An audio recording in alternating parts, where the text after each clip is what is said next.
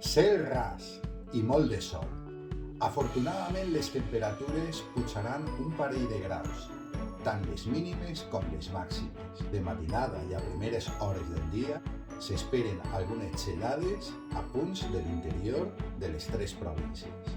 Els vents predominaran del nord-oest entre fluixos i moderats a Castelló, fluixos de ponent a València i fluixos sense un predomini clar a la província d'Alacant.